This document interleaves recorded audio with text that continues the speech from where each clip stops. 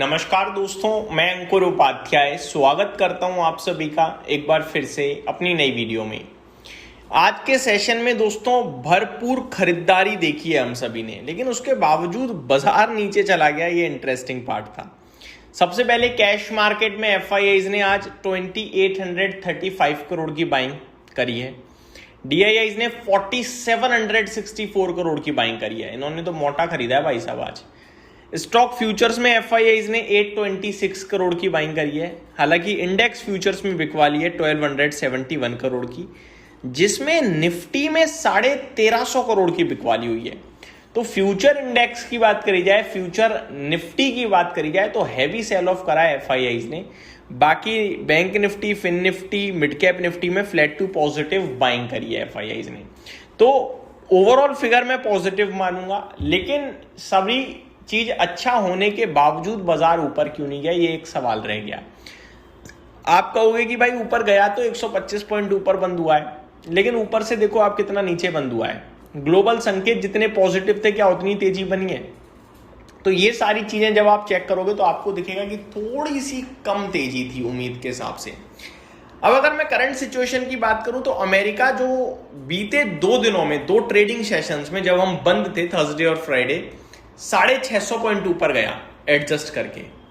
आज 400 पॉइंट नीचे गया, तो कितना ऊपर बचा? 250 पॉइंट। अब जब 250 पॉइंट ऊपर बचा तो 250 पॉइंट के सामने परसेंटेज टर्म्स में आधा % होता है अमेरिका के हिसाब से, आधा % हम भी ऊपर गए हैं, तो इक्वल हो गया है।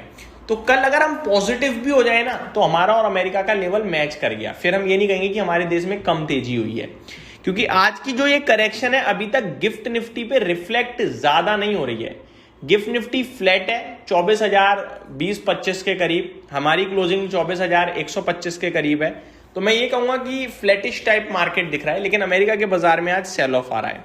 सेल ऑफ क्यों आ रहा है? क्योंकि यूएस और ईरान के बीच में विवाद थोड़ा बढ़ता हुआ दिख रहा है, जहां प्रेसिडेंट ट्रंप ये कह रहे हैं अब मैं स्ट्रेट ऑफ हॉर्मोज में फंसी शिप्स को निकालूंगा। तो ईरान ने कहा है कि अगर स्ट्रेट ऑफ हॉर्मोज को छेड़ा तो उसे हम सीज फायर का वॉयलेशन मानेंगे, जिसके ऊपर काउंटर अटैक हो सकता है। थोड़ी सी चिंता गहराते हुए दिख रही है, और उसी के चलते मुझे लग रहा है आज अमेरिका में हल्की गिरावट दिखी है। इनफैक्ट यूएई ने कहा है, says it intercepted Iranian missiles for first time since cease fire begin. तो जब से सीज फायर शुरू हुआ है तब से पहली बार अटैक हुए हैं। ईरान ने यूएई के ऊपर अटैक किया है, जहां पे यूएई ने इंटरसेप्ट यानी रोक दी है missile.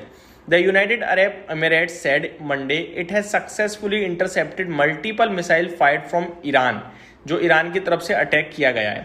The reported attack is the first time that the UAE has activated its missile alert system since the US and Iran began a testy ceasefire on April 8। 8 अप्रैल के बाद जो सीजफायर लागू हुआ था, तब से लेकर अभी तक कुछ भी नहीं कराना पड़ा किसी को भी, लेकिन आज यूएई को इंटरसेप्ट मिसाइल्स को ऑन करना पड़ा है, एक्टिवेट करना पड़ा है। और ये सारी चीजें होने के बाद कच्चा तेल आप देखिए $114 प्रति बैरल पहुंच गया है दोबारा से, 5.5% की तेजी है। तो मामला विवाद इस बार बढ़ रहा है, अब बढ़ रहा है एक बार फिर से। वॉर एक्टिवेट हो चुकी है, सीज फायर वॉयलेट हो चुका है, या तो डील या लड़ाई दोबारा से। तो टेंशन का विषय बनता हुआ दिख रहा है, जिसकी वजह से मेरे को लगता है दोबारा अलर्ट साइन पे चले गए हैं हम लोग। तो इलेक्शन बेशक जीत गया बीजेपी, लेकिन मार्केट क्यों नहीं चला? जवाब आपके सामने। अब इलेक्शन की खुशी पूरी है भाई बाजार को, मैं आपको बता रहा हूं, पूरे देश को खुशी है, लेकिन मार्केट आपको नहीं चला। वो इसलिए क्योंकि दोबारा चीजें खराब हो रही हैं, तो उसको भी एडजस्ट करना पड़ेगा। $114 प्रति बैरल पे अगर कच्चा तेल आएगा तो मार्केट एक्सेप्ट नहीं करेगा। जंग दोबारा होते हुए दिख रही है, मार्केट एक्सेप्ट नहीं करेगा। डील की बातें भूल जाओ अब। तो ये सारी चीजें होते हुए दिख रही हैं, जिसकी वजह से मुझे लग रहा है बाजार गिरा है। आगे बात करें दोस्तों स्टॉक स्पेसिफिक एक्शन की, तो वो भरपूर रहने की उम्मीदें हैं। कच्चा तेल बढ़ने की वजह से डायरेक्टली ओआईएल ओएनजीसी को बेनिफिट हो सकता है, लेकिन आईओसी, बीपीसीएल, एचपीसीएल, तेल कंपनियां, तेल से नेगेटिव ट्रेड करने वाली कंपनियां, इनके लिए दिक्कत मुझे लगता है होते हुए दिख सकती है। आगे बात करी जाए दोस्तों तो स्टॉक स्पेसिफिक बात करूं, IIFL capital, south west pinnacle, CAMS, Aarti industries, Tata chemical, KEI wires, KEI industries ही है, शोभा, डिनोरा, ये सारे स्टॉक्स हैं जो कल अपने रिजल्ट्स के बेसिस पे रिएक्ट करते हुए दिखेंगे, मन्नापुरम फाइनेंस, पेट्रोनेट, एलएनजी। ज़्यादातर नंबर्स मैंने प्रीवियस वीडियो में आप सभी के साथ डिस्कस कर दिए थे।